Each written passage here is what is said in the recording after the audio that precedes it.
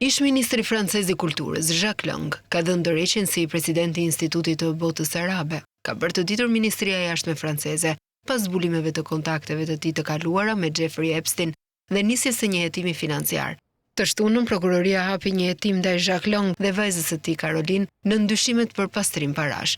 Thirrjet që Long të jap dorëheqjen u intensifikuan që kur dosjet e publikuara më 30 janar nga Departamenti i Drejtësisë i SBA-s treguan se Epstein dhe Long kishin pasur korrespondencë me ndërprerje midis viteve 2012 dhe 2019.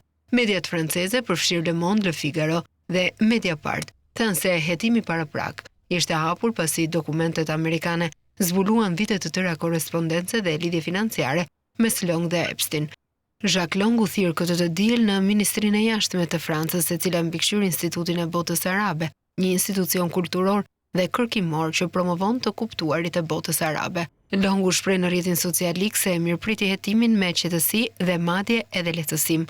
Akuzat e ngritura kundër meje janë të pabaza dhe unë do ta demonstroj këtë përtej zhurmës dhe tërbimit të medias dhe gjykatave digjitale. Shtoi ish ministri francez, emri i të cilit shfaqet rreth 600 herë në dosjet e Epstein.